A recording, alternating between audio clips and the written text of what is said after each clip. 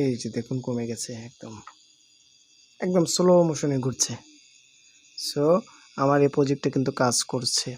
So চ্যানেলটি subscribe করে পাশে থাকবেন, পাশে থাকা বেল বাটনটি অন করে দিবেন, যাতে করে নতুন নতুন ভিডিও আপলোড করার সাথে সাথে আপনি নোটিফিকেশন পেয়ে যান। যে এটা হলো টাইমার আইসি, এই যে দেখতে পাচ্ছেন টাইমার আইসি 555। একটি হলো মসফেট, সো এটা হলো Z44n মসফেট। এরপরে আমাদের লাগবে হলো একটি 100K পটেনশিয়াল মিটার, এই দেখতে পাচ্ছেন। এরপরে আমাদের লাগবে হলো 100 NF যে সিরামিক ক্যাপাসিটর রয়েছে, এই যে এটা দেখতে পাচ্ছেন। এরপরে আমাদের লাগবে, এটা হলো 1K রেজিস্টর। এরপরে লাগবে আমাদের 220 ওহমের একটি রেজিস্টর। এরপর আমাদের লাগবে দুইটি 4007 ডায়োড। এবার আমরা এগুলো কানেকশন করে দেখি। তো প্রথমে আমাদের যে টাইমার আইসি2 রয়েছে, এইটার 2 নাম্বার এবং 6 নাম্বার পিন দুইটি আমরা শর্ট করে নেব, এবং 4 নাম্বার এবং 8 নাম্বার পিন দুইটি আমরা শর্ট করে নেব।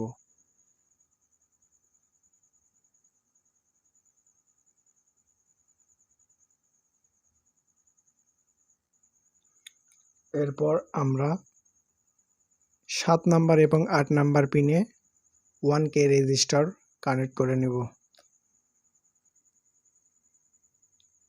1 কিলো রেজিস্টার সোল্ডারিং করে নিয়েছি।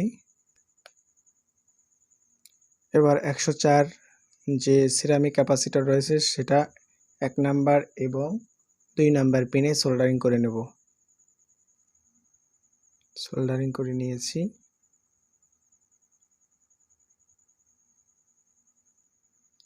এবার আমরা 4007 ডায়োড দুইটি পটেনশিয়াল মিটারের সাথে কানেক্ট করে নেব। দেখতে পাচ্ছেন ডায়োড দুটি কানেকশন করে নিয়েছি।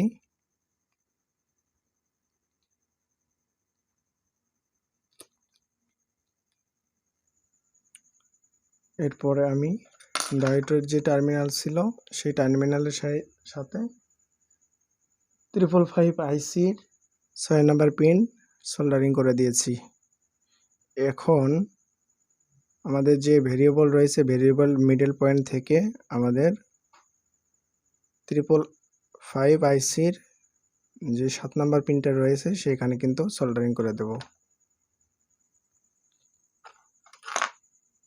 দেখুন আমরা কিন্তু সোল্ডারিং করে নিয়েছি এবং মাঝখানে আমরা একটা ইনসুলেশন ব্যবহার করেছি যেন এটার সাথে এটা শর্ট কানেকশন না হয়ে যায়। এবার আমি Z44n যে মসফেটটি রয়েছে সেটা কিন্তু আমরা এখানে 1 নাম্বার পিনে এই মসফেটের 1 নাম্বার পিনটি আমরা সোল্ডারিং করে দেব। দেখতে পাচ্ছেন আমরা কিন্তু মসফেটটি সোল্ডারিং করে দিয়েছি। সো আমাদের কিন্তু সব কম্পোনেন্টের সোল্ডারিং শেষ। দেখতে পাচ্ছেন যে আমরা কিন্তু 3 নাম্বার পিন থেকে আমরা যে মসফেট রয়েছে সেটার কিন্তু 3 নাম্বার পিনে আমরা 220 ওহমের একটি রেজিস্টার কানেক্ট করে নিয়েছি, সোল্ডারিং করে নিয়েছি সুন্দরভাবে, এবং এখানে যেন শর্ট সার্কিট না হতে পারে সেই জন্য আমরা ইনসুলেশন ব্যবহার করেছি। সো এখন আমাদের ইনপুট এবং আউটপুট কানেকশন বের করতে হবে। দেখতে পাচ্ছেন আমাদের কানেকশন পুরোপুরি শেষ। এখন আমি আপনাদেরকে দেখাই যে আমরা যে ইনপুট দেব।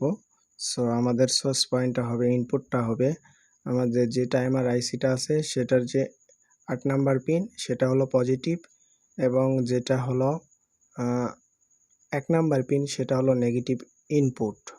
এবং আউটপুটের ক্ষেত্রে আমরা পাবো হলো যে টাইমার আইসির যে 4 নাম্বার পিনটি আছে সেটা কিন্তু পজিটিভ আউটপুট, সেটা আমার মোটরের সাথে কানেকশন করেছি আমি 12 ভোল্টের মোটর।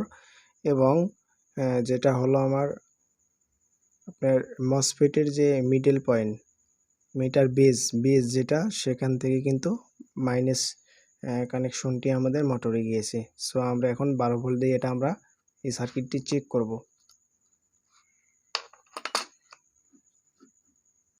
এখন আমরা কানেকশন দিয়ে চেক করি, দেখি আমাদের এটা কাজ করে কিনা। সো আমি এখানে পাওয়ার সোর্স হিসেবে 12 ভোল্ট ইনপুট করলাম এবং 12 ভোল্ট ইনপুট করার সাথে সাথে দেখতে পাচ্ছি যে আমাদের মোটরটি চলতে শুরু করছে।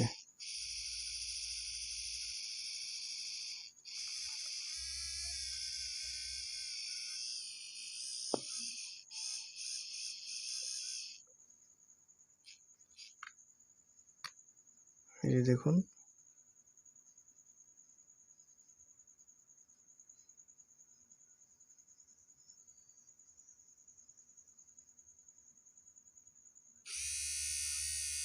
যে আমাদের মোটরটি চলতে শুরু করেছে। আমি কিন্তু স্পিড কমিয়ে দিলাম।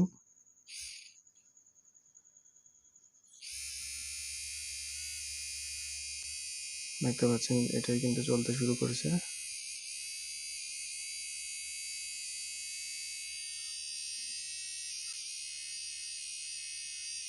এবং আমি এটা আস্তে আস্তে স্পিড কমাচ্ছি।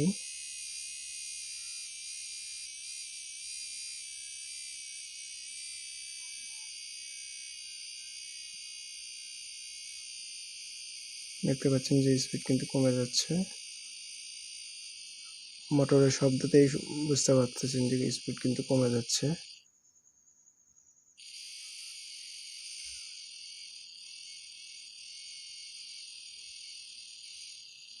দেখুন বন্ধুরা, স্পিড কিন্তু কমে যাচ্ছে।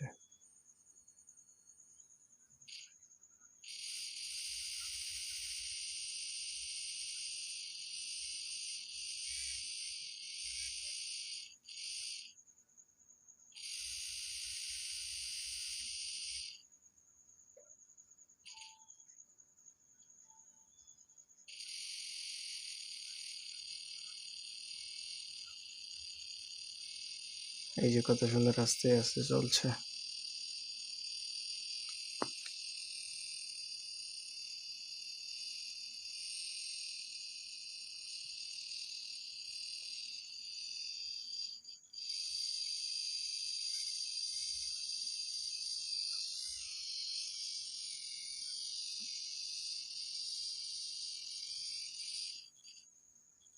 আর আমি সোর্স হিসেবে দিয়েছি 12 ভোল্ট, কিন্তু অ্যাম্পিয়ার বেশি।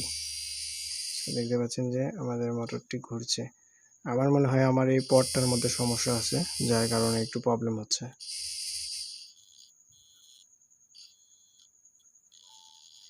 এই যে আস্তে আস্তে ঘুরছে, দেখতে পাচ্ছেন যে বন্ধুরা, এই যে দেখুন কত আস্তে আস্তে ঘুরছে। দেখুন, it's look like gear motor. দেখুন,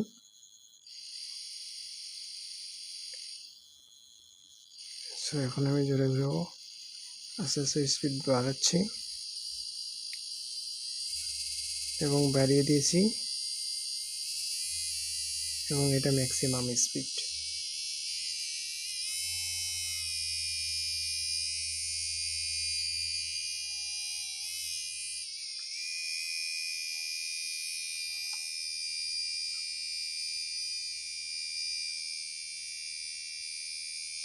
এটা হলো ম্যাক্সিমাম স্পিড।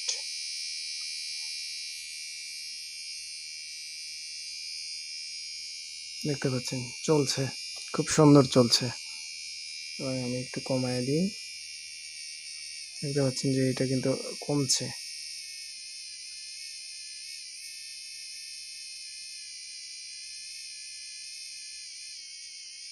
কমে গেছে কিন্তু।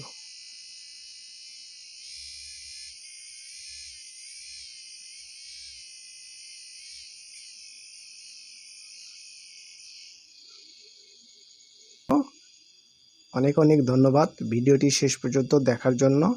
দেখতে পাচ্ছেন যে এটা কিন্তু এখন আমার স্লো মোশনে ঘুরছে।